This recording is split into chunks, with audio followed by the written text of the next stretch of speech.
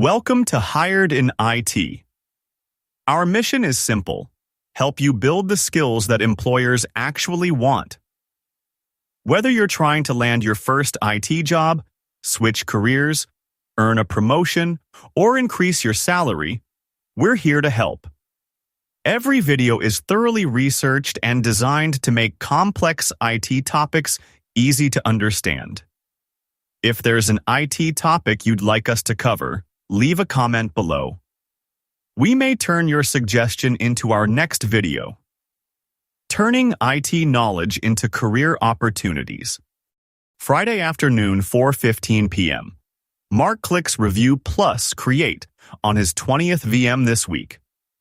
Monday morning, the app is down because one of those VMs got a standard HDD instead of a premium SSD. Mark stares at the Azure Portal, unable to even tell which VM has the wrong disk. After 7 videos mastering every aspect of Azure VMs, images, disks, networking, high availability, we're about to leave the portal clicks behind for good. This is the moment Mark discovers infrastructure as code. Picture this: a sysadmin with 3 monitors, each showing a different VM config. One has an extra data disk, another has a different OS SKU. None of them match production. That's drift. And it happens every time you manually click through deployments. No version history, no audit trail, no way to tell who changed what. Clicking isn't just inefficient, it's dangerous. By the time we wrap this up, you'll own 3 concrete skills. 1. You'll be able to define Azure VMs as code. Pick your language: ARM, Bicep, or Terraform. 2. You'll parameterize everything so the same template works in dev, test, and production, and you'll capture outputs for documentation. 3. You'll build a CICD pipeline that deploys your VM infrastructure safely, every single push. Think about the difference. Imperative is clicking through the portal. You tell Azure each step. Create NIC, create disk, create VM. Declarative is different. You write a template that says, I want a VM with this config. And Azure Resource Manager figures out the steps. It sits between your code and the actual resources, reconciling the desired state with reality. That means you get the same result every time, no matter who runs it. Idempotency is the superpower. Run the same deployment 10 times. You get 10 identical results, not 10 duplicate VMs. IaC eliminates snowflake servers, those one-off VMs that only Steve knows how to rebuild. It also gives you instant disaster recovery. Redeploy from code, and you're back online. And because it's text, you can store it in Git, review changes, and collaborate like real professionals.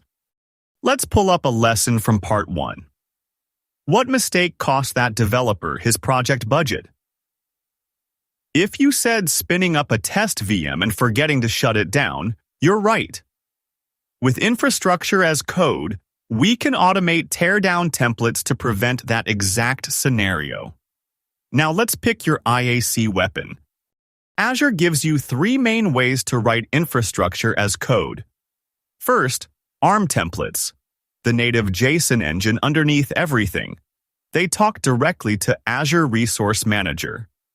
Second, Bicep, Microsoft's cleaner domain-specific language that gives you a more readable syntax while working directly with Azure Resource Manager.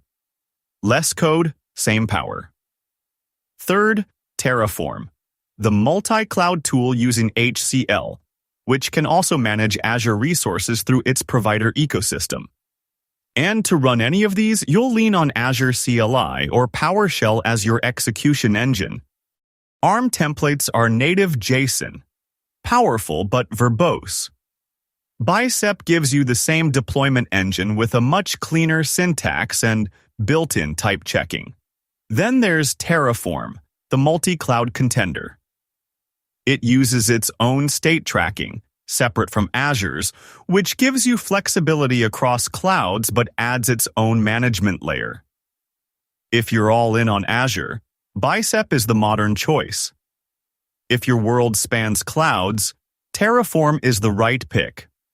When engineers compare infrastructure as code tools, one difference jumps out immediately: readability.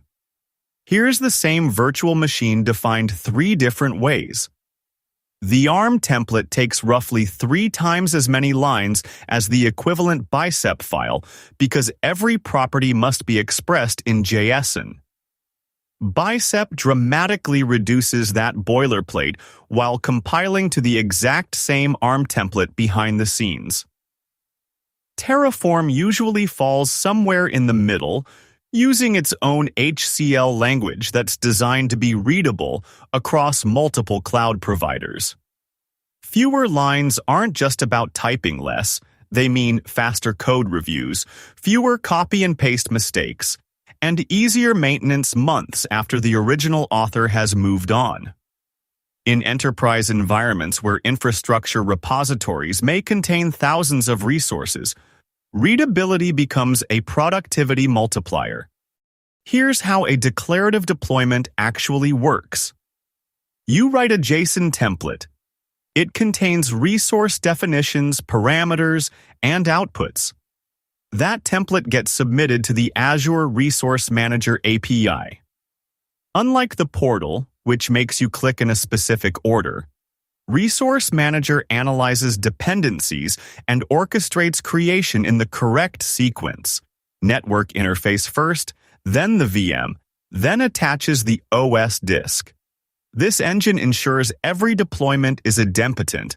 You get the same result whether you run it once or 100 times. Here's a real ARM template that deploys a Windows VM. At the top, we define parameters like VM size. Notice it already has a sensible default, so during dev, you can skip it entirely. The admin password is a secure string, a type that indicates the value is sensitive and should be handled carefully, helping to avoid accidental exposure. Then look at the bottom. Outputs. We pull out the public IP address of the freshly created VM. This isn't just for show. After the deployment finishes, you can feed that IP straight into a configuration script or a monitoring dashboard. No manual copy-paste, no second trip to the portal. And before we leave ARM, a crucial command. The what-if operation lets you preview what a deployment will actually change without touching a single resource. More on that in a moment. Before we jump into Bicep, let's cement one of ARM's most important safety tools. You wouldn't push a code change without a diff, so don't deploy infrastructure without a preview. Here's the question. Let's see what if in action. I've got a template with a small disk change, moving the OS disk from standard SSD to premium. I run AZ deployment group what if. Immediately, the output flags a resource marked for replacement. That means if I just hit deploy, the VM would be torn down and rebuilt. Because I ran what if first, I catch the mistake, cancel, and nobody's pager goes off. This one command is the difference between a routine maintenance window and a Friday night fire drill. Quick recall. Back in part 2, we learned that a monster disk on a tiny VM doesn't give you monster performance. The VM's own IOPS cap becomes the bottleneck. IaC makes that relationship explicit. When you codify both the VM size and the disk SKU in the same template, a mismatch leaps off the screen long before it reaches production. Imagine opening a 2,000-line ARM template and trying to find where a VM's disk is defined. Bicep was born from that exact frustration. Microsoft built it as a domain-specific language that feels like modern code, type-safe, modular, and mercifully free of JSON nesting. It compiles to standard ARM JSON so the deployment engine sees exactly what it expects, with no separate state file to maintain. You can start by running Bicep build with your file name, get an ARM template, and deploy it using the Azure CLI commands you already know. If you're all in on Azure, Microsoft's own recommendation is Bicep. Here's the same VM deployment in Bicep, and the difference is stark. The VM size parameter can include a default right next to the type. You don't even need a parameter file to spin up a dev instance. The admin password is decorated with a secure, which tells the tooling to protect that value from appearing in plain text logs and deployment outputs. And the output for the public IP? I just referenced the symbolic name pip. No opaque resource ID calls. This file does everything the ARM template did earlier, in half the lines, and a coworker can read it without a JSON decoder ring. One of Bicep's biggest advantages is that it never replaces Azure Resource Manager. It simply makes it easier to use. Every time you save a Bicep file, it can be compiled into a standard ARM template. Azure never actually deploys Bicep directly. Instead, Azure Resource Manager receives the generated ARM JSON exactly as if you had written it yourself. This means Bicep always supports the latest Azure resource types while giving you cleaner syntax, symbolic names, reusable modules, and strong type checking. Think of Bicep as a modern programming language and ARM JSON as the machine code that Azure executes behind the scenes. Once you've written a Bicep template, you'll need different settings for development, testing, and production. Bicep's parameter files keep those values cleanly separated. But for secret values like passwords, you can keep them out of any file entirely. Use a pipeline variable and pass it as an inline parameter override, just like the command on screen. The admin password on this deployment is injected from a secret variable and never touches a plain text file on disk. Combine that with the secure decorator inside the template, and the value is protected from logs and outputs at every step. Watch how parameter files make the same template work across environments. I deploy to dev using dev bicep param. A small B2's VM spins up. Then, without touching a single line of the Bicep file, I point the same deployment command at prod bicep param. Azure provisions a larger D4S v5 VM for production. The template never changes, only the parameter file swaps. That's repeatable, auditable, and impossible to fat finger. Let's tie this back to the very first video in the series. The D2's v5 has a memory to vCPU ratio of 4 GB per core. If your app needs 128 GB of RAM but barely any CPU, picking that VM family wastes compute. In Bicep, you can lock this down with an Azure allowed decorator on the VM size parameter. Only E-series sizes make the cut, so nobody accidentally orders a core-heavy machine for a memory-hungry workload. It's Tuesday morning and a developer pushes a small change, swapping the OS disk type on a production VM from standard SSD to premium for better performance. 10 minutes later, the phone rings. The VM is offline. Users are locked out. It turns out that changing the OS disk type requires the VM to be stopped and delocated, a disruption the team wasn't expecting. This is the idempotency trap nobody talks about. Idempotent doesn't mean no disruptions. It means if you change a property that requires a stop or a replacement, the system obediently applies that change, even if it takes your server offline. The template did exactly what you told it to. You just didn't realize the cost. Let's pick apart how this happens and how to stop it before it costs you a production outage. One of the biggest misconceptions about infrastructure as code is that every change is safe. That's simply not true. Some Azure resources can be updated in place, while others require the resource to be stopped or completely recreated. Imagine changing a production VM's operating system disk type or availability configuration during business hours. Azure isn't being malicious. It simply has no way to make that change without rebuilding part of the resource. That's why experienced cloud engineers never deploy blindly. They always run a what-if deployment or Terraform plan first to understand exactly what Azure intends to change. If the output shows a replacement operation, the deployment should be treated like a production maintenance event, not a routine update. Infrastructure as code doesn't eliminate risk. It makes that risk visible before users feel the impact. Here's the exact situation. In a Bicep template, the OS disk type is set to standard SSD. A developer, chasing performance, bumps it to premium. The what-if output surfaces it plainly.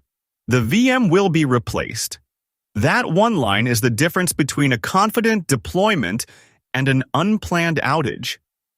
Never skip the what-if. So far, we've focused on Azure native tools. But many organizations don't live entirely inside Azure. Imagine a company running Azure for Windows servers, AWS for data analytics, VMware in their data center, and Kubernetes clusters spread across multiple clouds. Learning 4 different deployment systems quickly becomes unmanageable. Terraform solves that problem by providing one consistent language for all of them.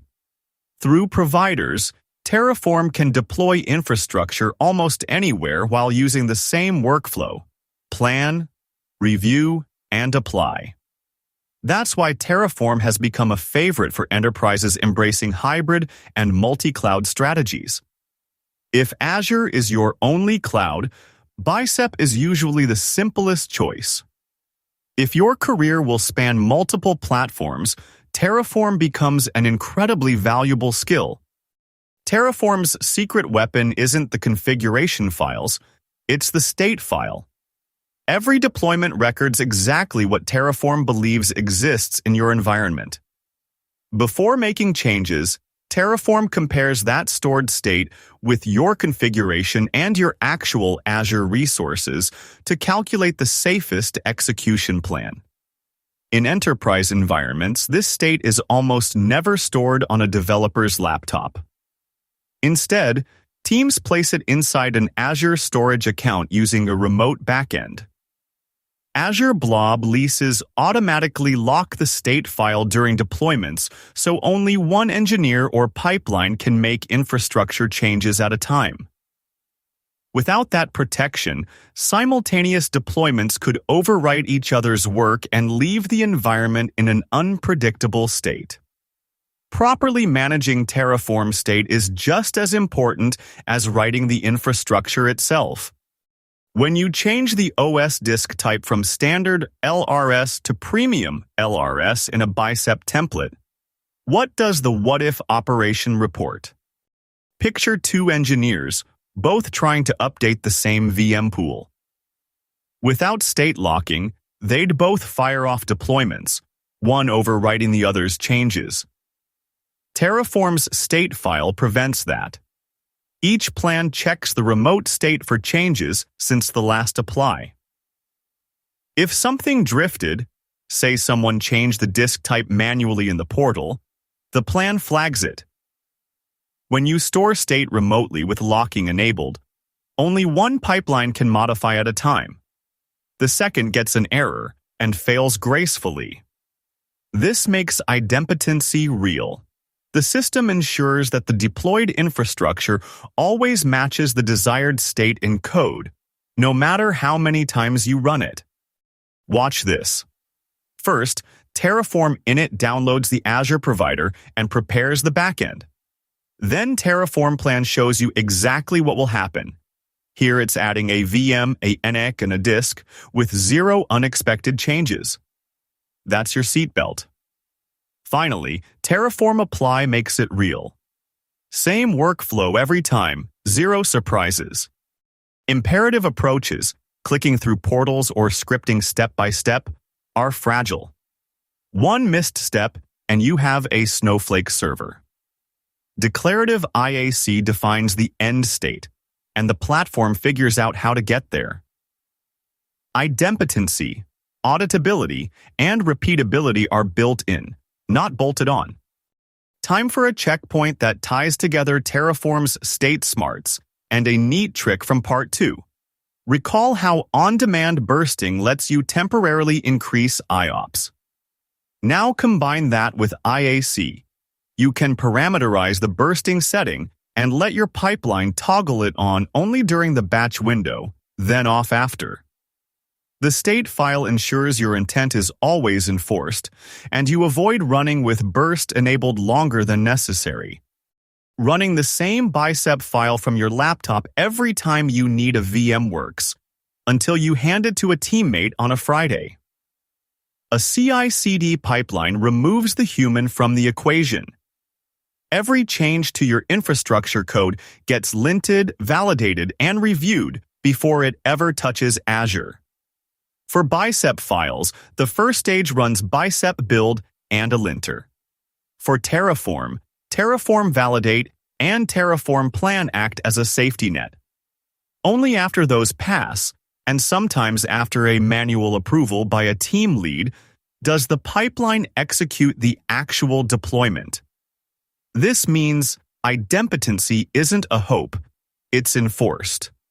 Let's zoom out and look at how professional cloud teams deploy infrastructure. Every change begins with a Git commit.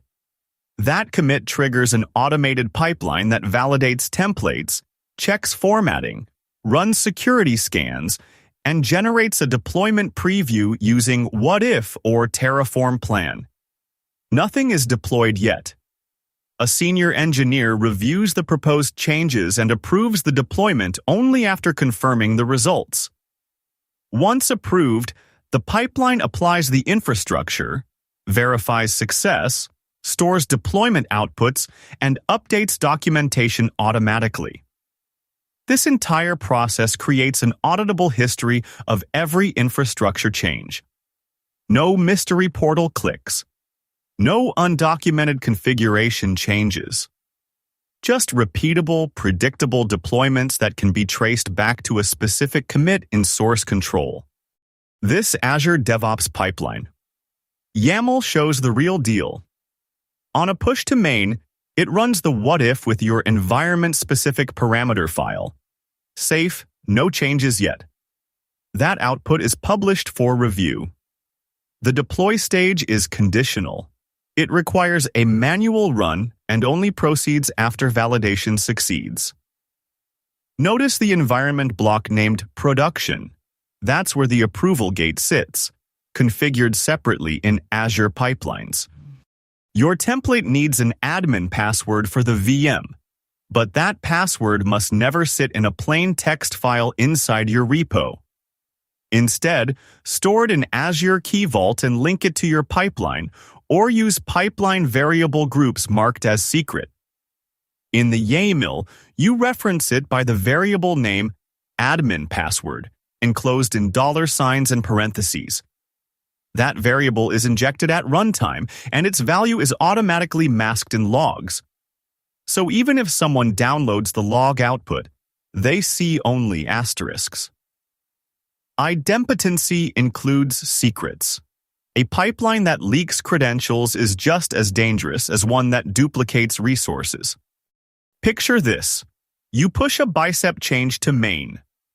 The pipeline fires, runs the what if, and publishes the report.